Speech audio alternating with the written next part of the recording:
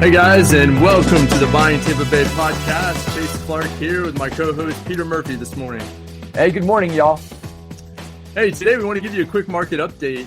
Probably many of y'all in the Tampa Bay area have recently seen stories on the news about the real estate market. It's a popular thing to talk about these days, especially with interest rates on the rise and the market seeming to slow a little bit beyond what we've been used to for the past 24 months during the pandemic period. But wanted to update you with some of the actual figures and facts that are going on with the real estate market right now. Some of the news agencies are painting this with kind of a broad brush and painting kind of a negative light on the market right now. We've got high interest rates. We've got prices that have kind of stabilized and maybe even fallen slightly in some areas. And we've got a slowdown in the number of transactions going on right now.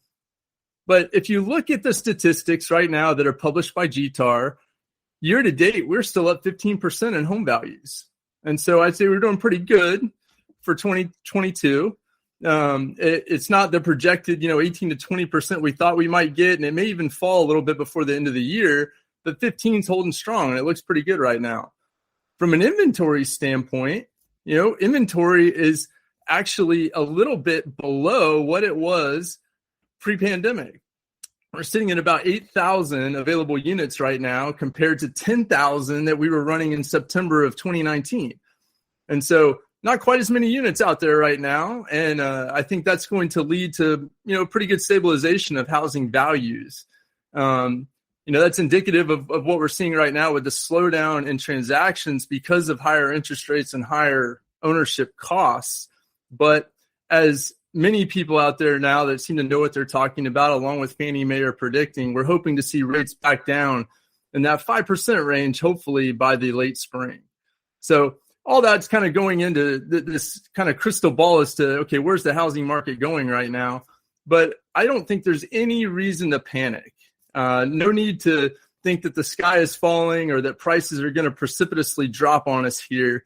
Tampa Bay's resilient. We've got a really strong housing market, and I think the stats are definitely proving that out. Yeah, there's a lot of anomalies in the market. There have been a lot of anomalies in the market for the past few years, and there certainly are not a lot of anomalies now. I mean, when you think about what we've just come out of and that pandemic market where we had all kinds of surges in demand for homes here in Florida, we had that really ate into our supply. We're coming out of that now. We're well beyond it, and we're seeing return to normalization in a lot of ways. We're seeing a pullback in the very aggressive prices that people were paying to buy up Florida homes because they were aspiring to get out of their lockdown economies. And we see a freeing up of the supply chains ever so slightly. We certainly see more builder inventory coming online. So supplies are coming up a little bit, and that's leading to a softening in average sale prices. But if we compare that to what was going on prior to the pandemic, Chase, as you already mentioned, we're well above where we were pre-pandemic. Now, I know that's 3 years ago almost, if we go back to 2019. But it's very important to smooth out some of these bumps and troughs in market trends and see what our straight line trajectory is. We've said it many times on the show already. It's never a bad time to buy a home, but there often is a really bad time to sell a home. And so if you bought a home at pandemic peak pricing and you're going out to try and sell it right now, you're going to take a loss. But if you hold that product long enough for the market to balance itself out and once again begin its trajectory of recovery, you're probably going to do fine. Keeping in mind that the economy, housing market is a very long time horizon, a long commitment for you. Stay involved, and you should do just fine, even if you bought at some of those pre-pandemic levels. But do remember, you've got to smooth out some of those peaks that we've seen at in the pandemic market in order to have a really healthy understanding of what's going on with home prices right now. Yeah, and so for sellers out there right now, unfortunate that you didn't sell maybe 6 or 12 or 15 months ago, because you would have had more buyers in the market and maybe stiffer competition for your home back when homes were selling above appraisal price and interest rates were low. Okay. But so now what you're looking at is maybe less buyers in the market, kind of waiting to see what interest rates do. You may have to give away some concessions. You may have to come off your price a little bit. But for buyers right now, great time to take advantage of this situation. Great time to take advantage of a time where there's less competition for some of these homes than there has been in the prior 2-year period. Also, realize that you may be paying a higher interest rate right now at like 6.75% or so, but you'll probably save enough money now buying the home to be able to afford to refinance 6-12 months from now when rates come back down and bring your monthly payment down several $100s a month. So consider that when you're looking now. Don't be scared of the interest rate. If you can afford the loan and afford to buy, this may be a great time for you to buy. And especially with new home builders out there giving away huge incentives for you to buy their product. Yeah, that's a great point. I think we also need to remember what we're hearing a lot of right now and how the whole iBuyer losses and the losses due to real estate companies in general and new construction companies. We're hearing a lot of news about how bad their stock is doing and how much companies like Zillow and OfferPad and Opendoor and Redfin have lost. I mean, the losses that these companies are reporting are astronomical. They're right on par with the losses that we're seeing from FTX's collapse. Almost $1 billion in some cases, hundreds of $1 million from the average iBuyer player. These are the kind of write-downs and losses they're taking right now because of their ill-advised entrance into the iBuyer marketplace. If you don't know what that is, let me explain to you really quickly what folks were doing. Many of these large tech-based real estate companies were putting offers on homes sight unseen based upon a highly appreciating marketplace. Their computers were generating offer prices, plugging those offer prices into contracts, blasting those contracts out to buyers. They were buying homes, or sorry, I should say sellers. They were buying homes with estimates of what it would cost to fix them up. Those estimates were drastically wrong in lots of cases because we were in the pandemic marketplace and costs were way up for rehab and renovation. So they were way underestimating the cost to make homes ready, and they were projecting solid continual growth in home price appreciation. Two things that they were way off on. And so Zillow reported recently that it lost an average of $25,000 on every home that it purchased with its iBuyer model. And what you could almost guarantee is that's because they bid out way too optimistically on what rehab would cost, and they pegged way too high a projection on where that home would finally sell. So once they spent the money to rehab it to market standard, and then the market softened and they had to sell it, they were losing out to the tune of $25,000 per home. Anyone who stopped their iBuyer model right now has had to dump their inventory. And interestingly, what they have not done is dump it on the retail market, because every one of them recognizes if they go dump these on MLS, the market will come way down faster.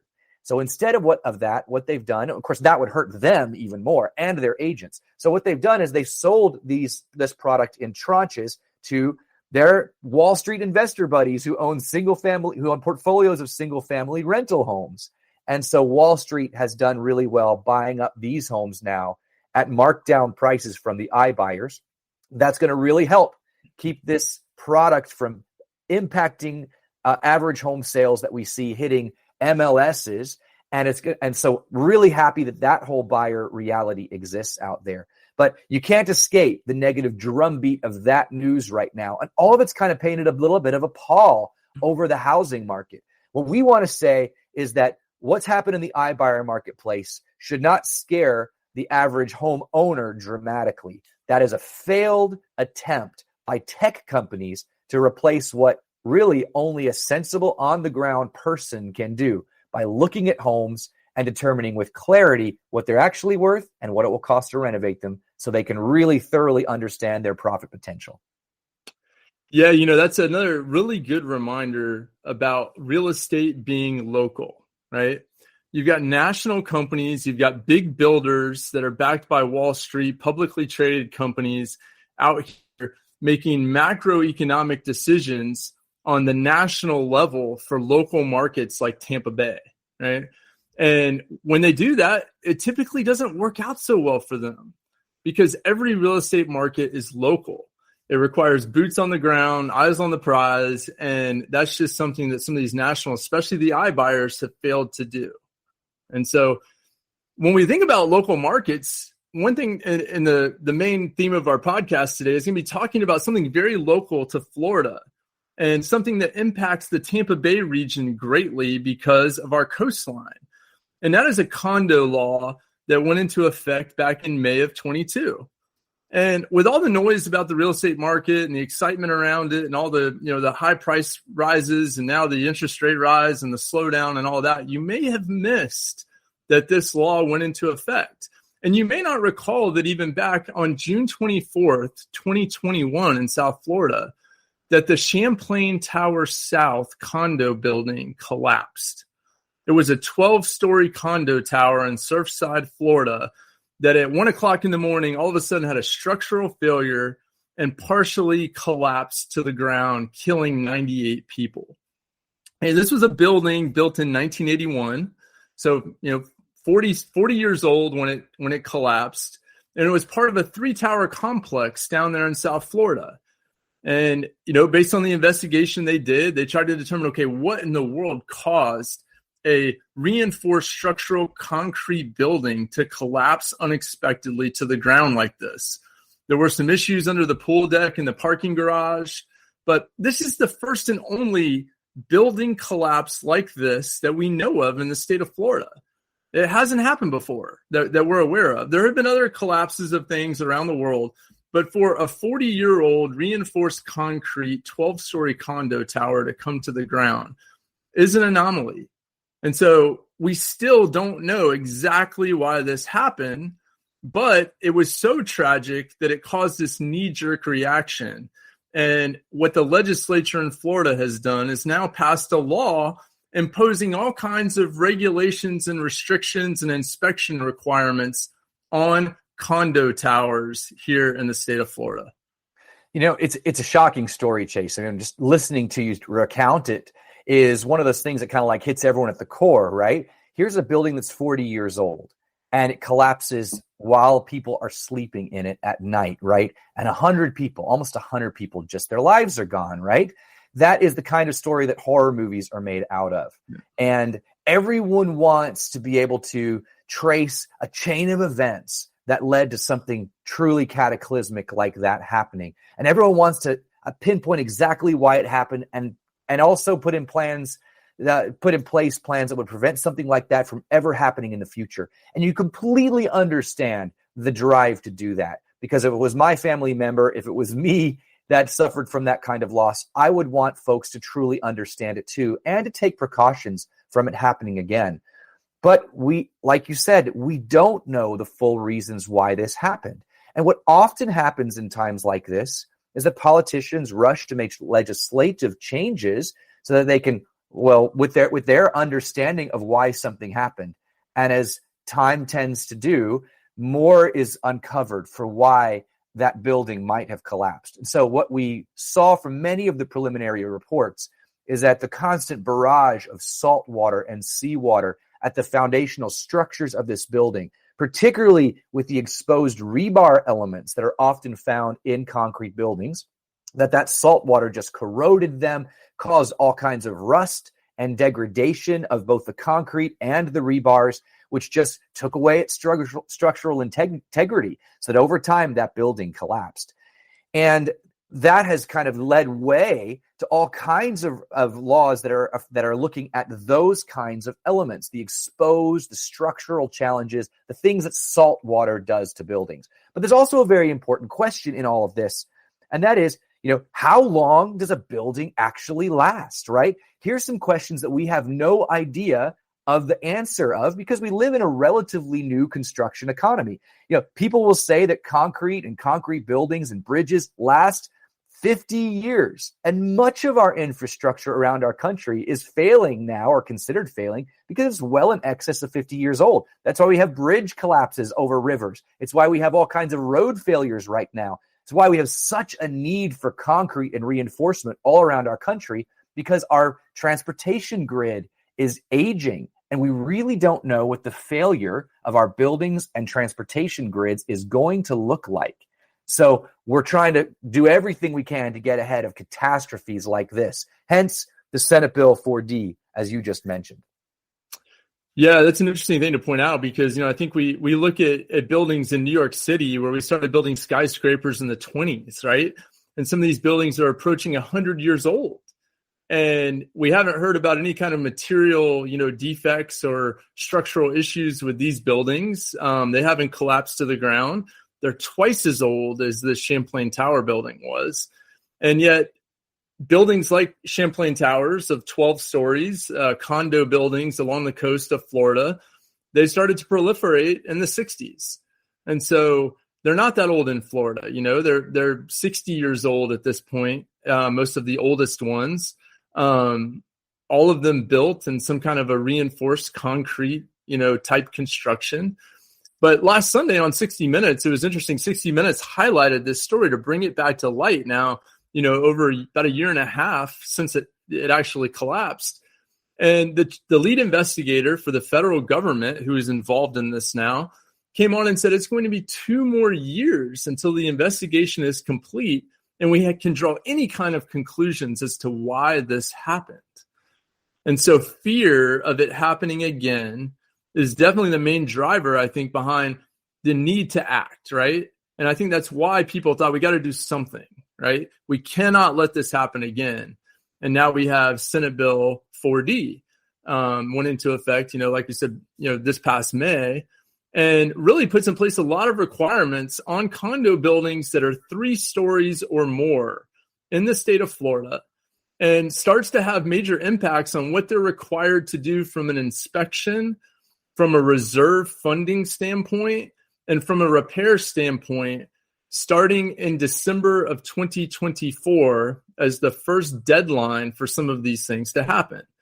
And so when we look out on that, we've got 2 years now to figure out, as condo associations, if we are over 3 stories, we're within 3 miles of the coastline, or if we're just, I think in general, condos over 3 stories are required to do certain things. And there's a second set of requirements for condos over 3 stories that are within 3 miles of the coastline. You've got to figure out, okay, how do we get these things done? Who do we need to hire? How much is it going to cost? And what's the impact going to be on our owners?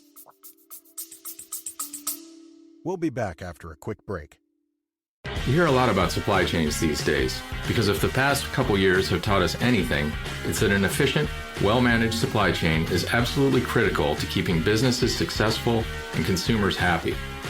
I'm Will Haywood, and I host a podcast called All Business, No Boundaries, where we talk about supply chains, how they work, what happens when they don't, and the innovations that are redefining what's possible in the world of logistics. Listen and subscribe wherever you get your podcasts.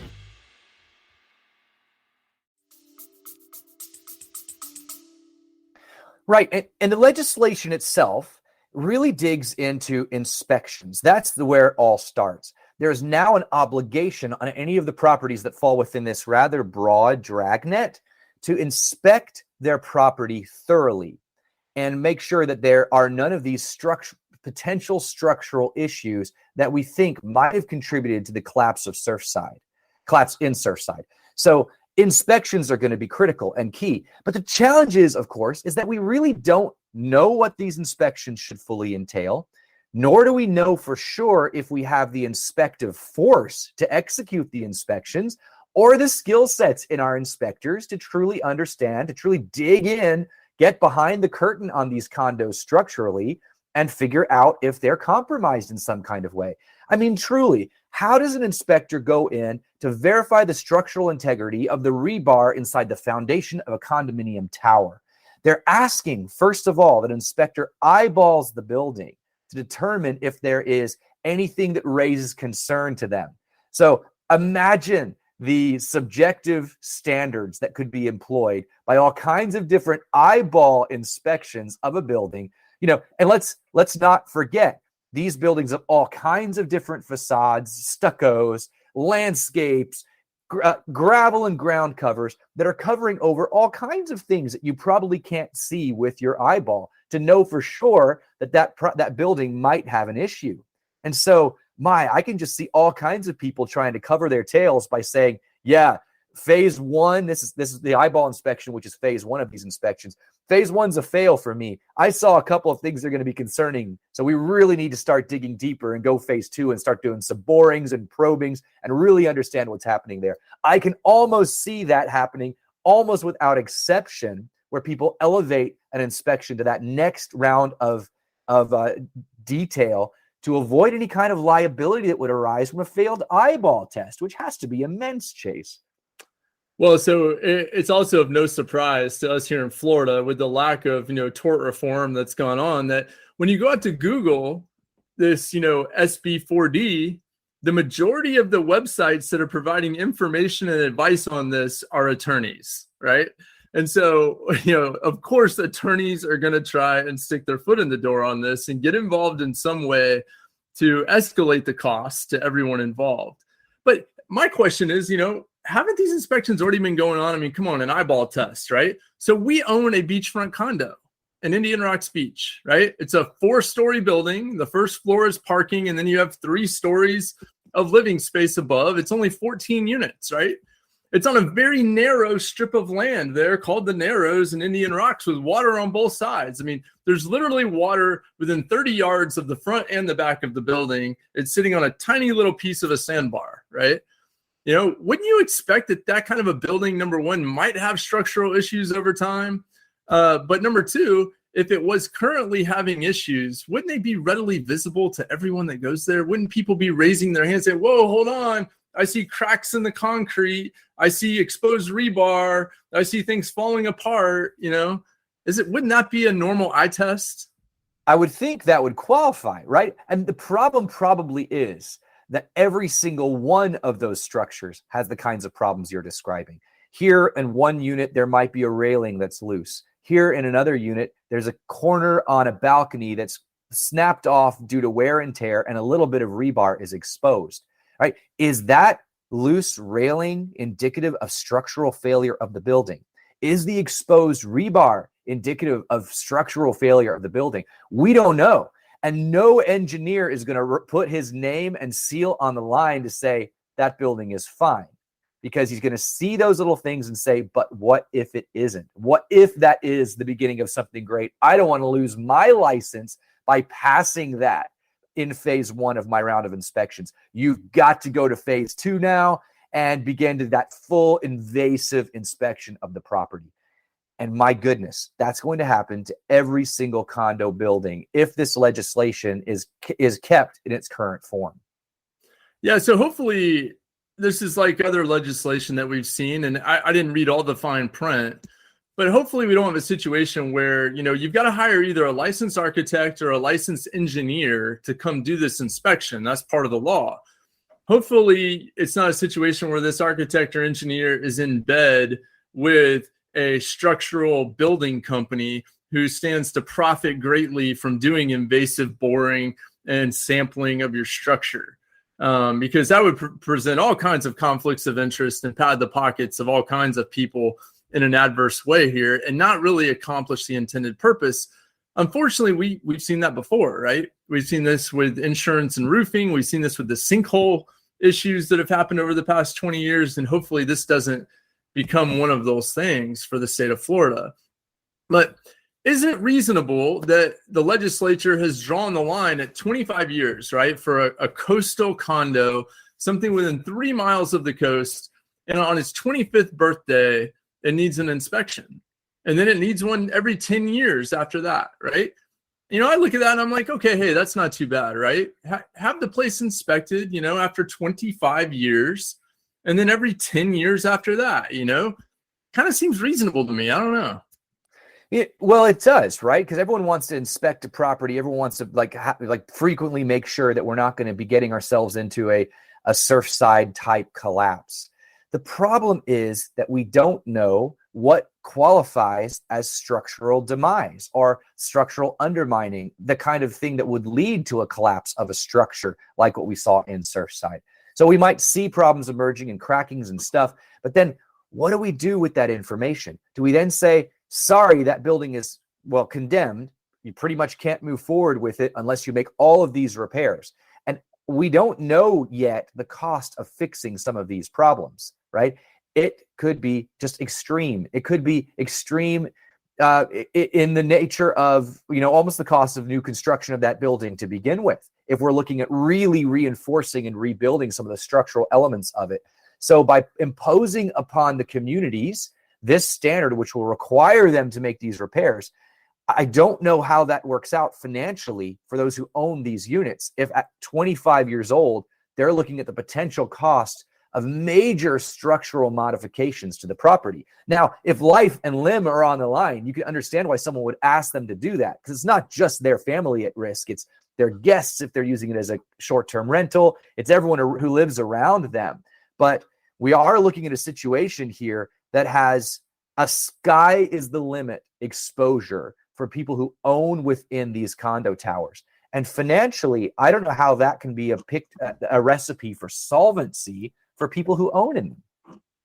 Yeah, and there's a couple issues at play, right? And one is simply, do we have enough architects and engineers in the state of Florida available to get all of these inspections done?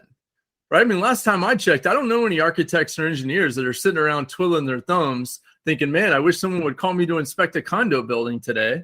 I mean, these people are busy. We got a lot of stuff going on here in Florida. There's a lot of construction, a lot of land development. With 800 people a day still moving to this state, these professionals are very busy.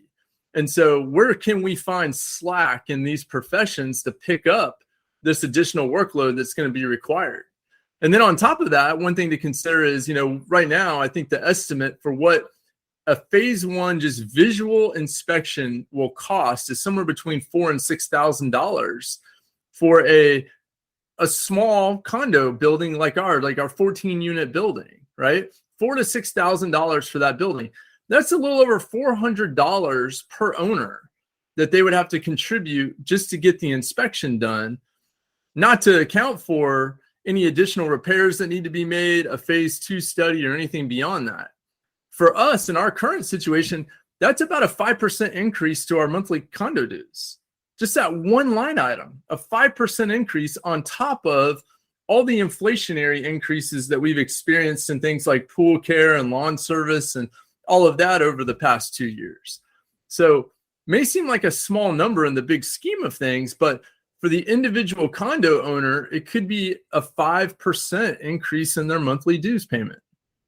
Right. And that's assuming we can find the person, the professional, to do the inspection. And then that $4,000 to $6,000 holds, because listen, what we know for sure is that if we have a shortage of providers of this service, that cost is simply going to go up, right? Because you're going to lead to a supply shortage, which will push pricing up for this service to be completed. And as you already mentioned, it doesn't include the repairs that absolutely will come out of every one of these inspections, just as a cover your rear end requirement that these inspectors are going to put on themselves. So we are looking at big impacts to association, to monthly dues. And for people who are living in these homes, who have made financial decisions to buy into these communities based upon the economic production level of these properties, or for people who have been living there a long time and maybe are on fixed income, because, Florida hasn't always, the west coast of Florida in general, hasn't always been the mecca for the rich. This has been a place with affordable beach access. And many of the people who have lived here for 30 and 40 and 50 years paid a small amount of money to get onto the beach, and their dues have remained fairly low. A tripling, a quadrupling of dues, which we could well see if that's what's required from these inspections, will literally put these people out of their homes, will literally force investors out of the product because they didn't invest with the expectation of a 4x increase in HOA fees in mind. That will cause some real displacement on a lot of owners and investors alike. And I don't know how the marketplace will react specifically to that. Yeah, it's estimated that there are over 900,000 condo units in Florida that are over 30 years old right now. 900,000 units just in the state of Florida, with, I think, 3 million residents living in these condos. So this is a big impact for a lot of people in this state. One thing to consider too is that when you look at a condo association or a homeowners association budget, right, there's two components to the budget. One is operating and one is reserve, right? So the operating budget typically covers operational items that recur, every month or every so often, right? You've got things in there like lawn service, pool service, elevator maintenance, fire system maintenance, cleaning staff, stuff like that. That the manager's salary that you pay them every month, legal reporting, all that kind of stuff that happens on some kind of a recurring basis. But then you've got the reserve component, right? And the reserve component is where you're stashing away money every month so that you have a rainy day fund for when major items need to be replaced or repaired. Like if you need to replace the roof, or you need to paint the building, or you need to replace the pool equipment, or things like that. And so every HOA has got an operating component and a reserve component. And the monthly dues that every owner pays, part of it goes to the operational fund and part of it goes to the reserve fund. And typically, in a condo building like the one that we have on the beach, our reserves are funding things like roof, painting, railings on balconies, pool equipment, pool deck, elevator replacement and repair, things like that, right? Major structural components. But we've never had a reserve requirement for something like the foundation, right? I mean, who's reserving money to replace your foundation? I mean, just from a common sense perspective, you might think if you have a foundation failure, it's beyond repair. Like, why would you reserve money for that? But that's part of this new structural integrity reserve study that's going to be required as part of this new Senate bill. And so what the state legislature is saying is, look, we're glad you've been reserving for things all along, but here are some required items now that you must reserve for, and you're required to have a qualified person do a study every year to make sure that you have the right reserve amounts in place for these elements of your building. And it includes things like the roof, which we've normally been reserving for, but now we're adding things like load-bearing walls, structural flooring, foundation, fireproofing. Fire protection systems have usually been in there, but things like plumbing, so like sewer lines, supply lines, and any feature with a deferred maintenance or replacement cost that exceeds $10,000, right? That could be a lot of things in a condo building. Well, and historically, condo associations and their boards of directors were given some leniency on whether or not they had to fully fund reserves. So they understood already that they needed to be funding and setting aside money for some of these strategic repairs, but they made choices to partially fund some of those replacements. And instead, if the inevitability of replacing the roof came up and there weren't sufficient reserves for that, they would do a special assessment to owners of that community to replace the roof. And that way they would kind of bridge their budget or their reserve funding shortfall. This new legislation requires that HOAs no longer short fund reserves. They must fully fund all their reserves. And of course, then it puts upon them the onus that they actually have to spend the money when it's determined that those things need to be replaced. Now, practically speaking, as a homeowner, what I know is this: my roof might be a 20-year roof on my house. And at the end of that 20-year period, it might or might not need to be replaced. It might be able to be repaired. I might be able to impose repairs for the next 10 or 15 years on that roof because it won't fail in time. But if instead I am required to fully fund for a replacement and spend it, imagine the level of forced waste that we put upon communities as they rush to spend all the reserves they've been fully funding and in order to comply with this law. Imagine what that's going to do to roofers who are like, this is gravy. We can go ahead and just budget on every 20 years replacing the roof on every condo community in Florida. Talk about a huge impact on pricing. Talk about a real marketplace inefficiency that's being put upon us, not by actual need, but by legislation and protective legislation. These kinds of things, Chase, never work out in the long term. They are always essentially a tax on common sense and an imposition of a requirement that does not work for every building. Well, it'll be interesting to see too, when you have your engineer come in and do your visual inspection for phase one, and he says, hey, look, when you go to do your reserves, you need to reserve $500,000 for your foundation over the next 50 years, right? Now that may not sound like a lot of money, but an extra $10,000 a year for the next 50 years going into reserves is a lot of money per owner on a monthly basis, right? And you start adding on all the items, load-bearing walls, structural flooring. Like, where will these numbers take us? We know one thing for sure. As condo dues rise, the buyer pool for your condo becomes smaller because it drives the price down, or it drives out buyers who can't afford to pay that high monthly requirement, right? And so that's what all current condo owners are really kind of got some apprehension right now about what the real impact of this bill is going to be from a financial standpoint. And so you've seen over the past 6 months, quite a few people exit the market. And whether they were doing that strategically because of this, or trying to take advantage of a high price, high buyer volume kind of market, that remains to be seen. But this is definitely something that's going to have a financial impact on owners, probably for the worse when it comes to condo values and affordability. Well, inevitably it will, right? Because this is going to increase the total cost of owning that home dramatically, and it's going to put on the cost of your condo and a big question mark on what it's actually going to cost in the long term to own that structure. Today, you might look at some dues and feel like, hey, these dues are affordable, but should my 10-year condo study come back in phase 2 and require structural rebuilding? I mean, by the way, we have no idea what that actually costs. We don't rebuild foundations on multi-story towers very often. That's not usually a cost that we understand clearly.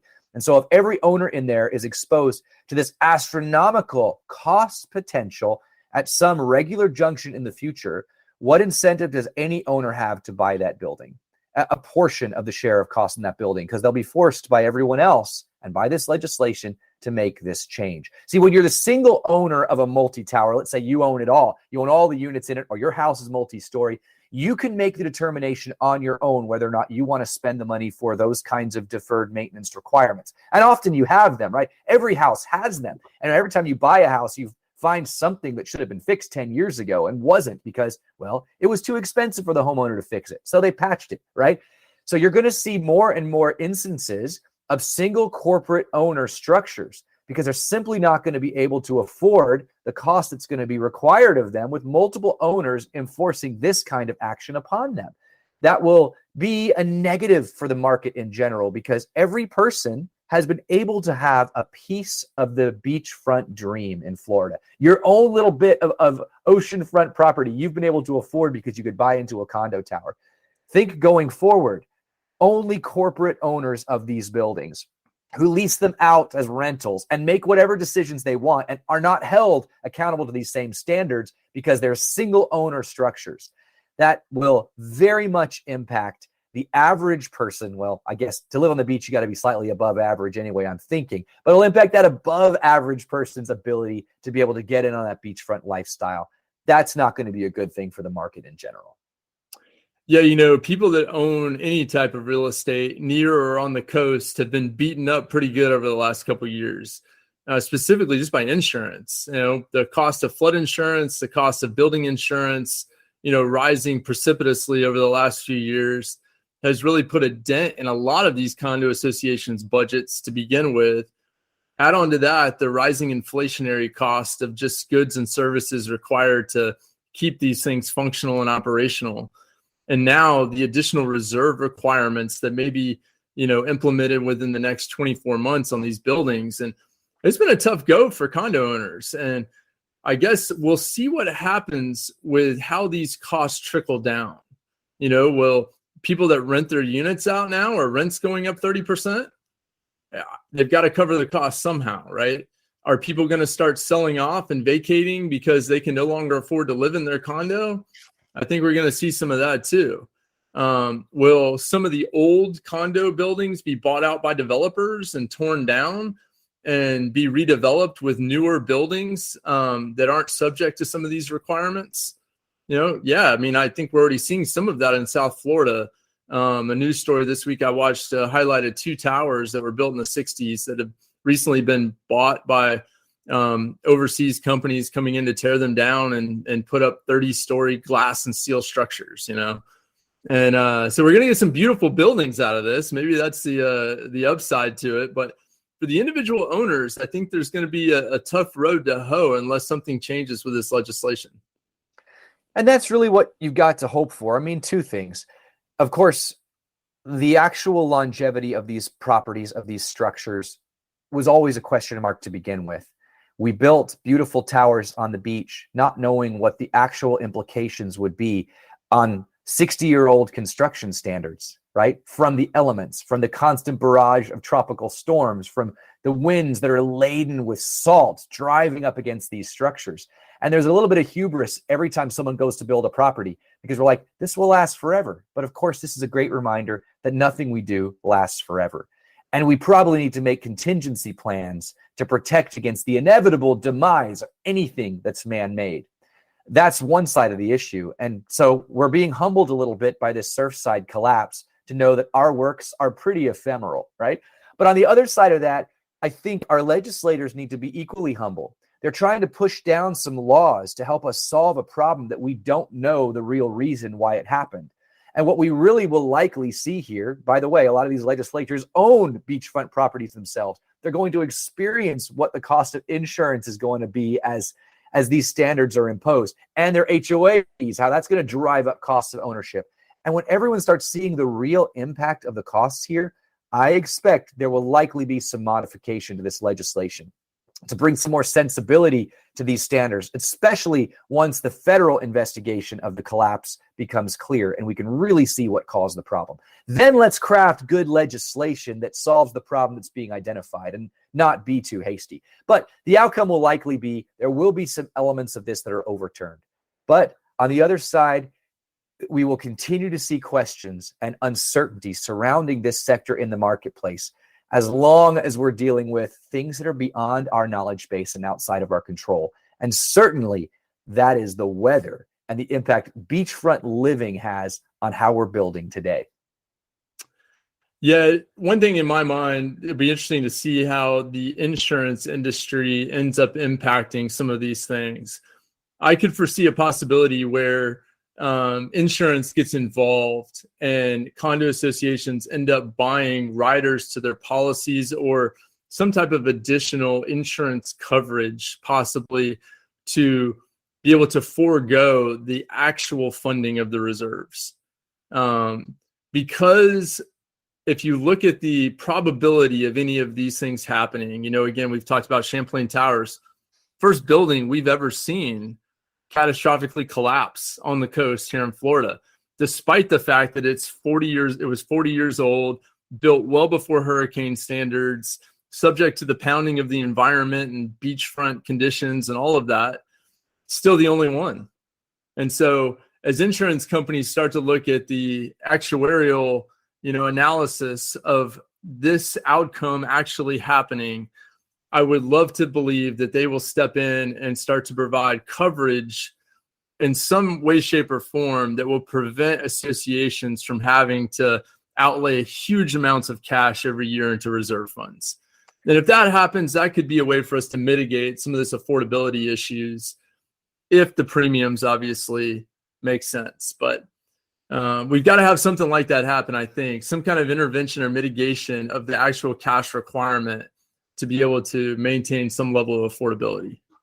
Yeah, Chase, but like you said, never underestimate the ingenuity of the American mind, right? Here's a problem that seems like, wow, it could have some real serious ramifications on a big sector of our market, a big driver of our economy.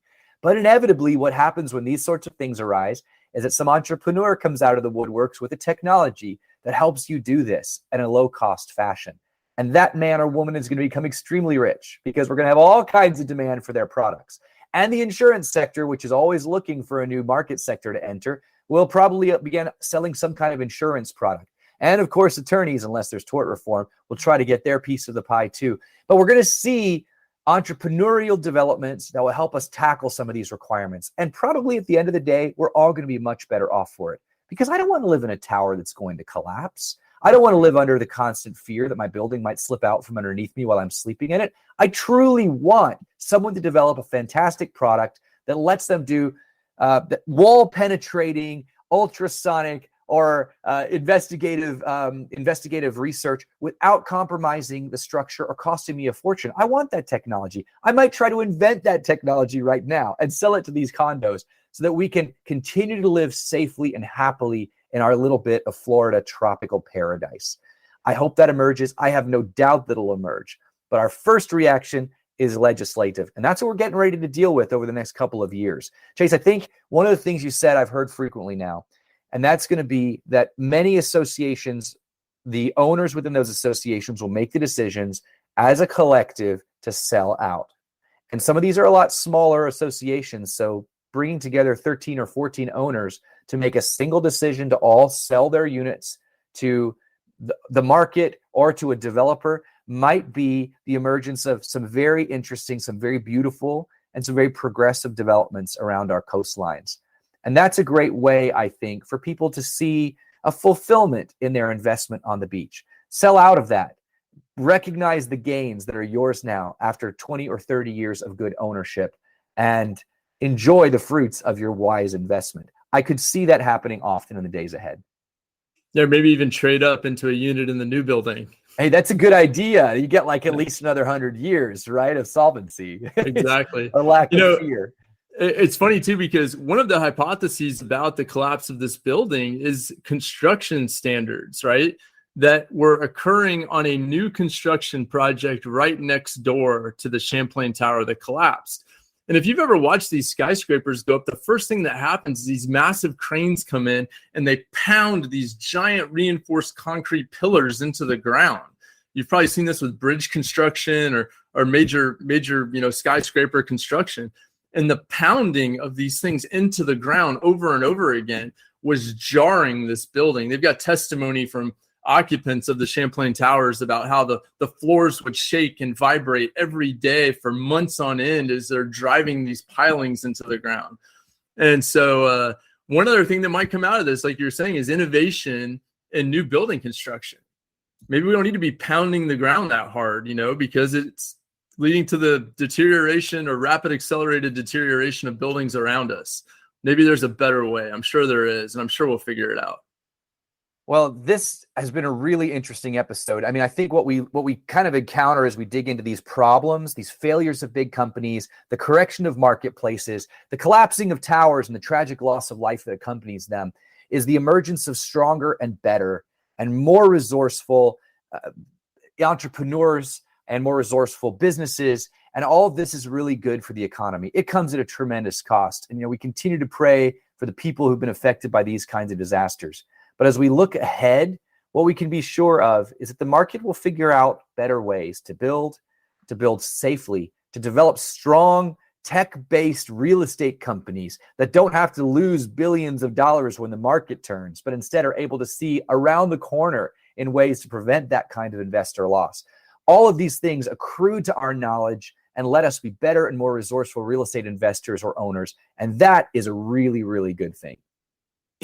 Yeah, events like this always create opportunity. And there's opportunity for improvement on all fronts. And there's opportunities for investors to enter the market. As we're all seeking to buy our piece of Tampa Bay. No better piece of Tampa Bay to buy than one that's right on the beach right now. That's right. Chase, you and I work together at HomeProp, and we have all kinds of insight into these kinds of matters. We think that's what makes a difference for HomeProp customers, that your professionals at our organization understand some of these deals and are able to bring some of this mindset to play when you're making good investments in the Bay Area, beachfront property or non-beachfront property. It's all Florida paradise. And so, hey, where can they go to learn more about us, Chase? Now, check us out on homeprop.com and continue listening to our podcast. You can find it on Spotify or any other major podcast platform. Great stuff. Thanks a lot for listening, guys. Peter out. All right. Thanks, Peter.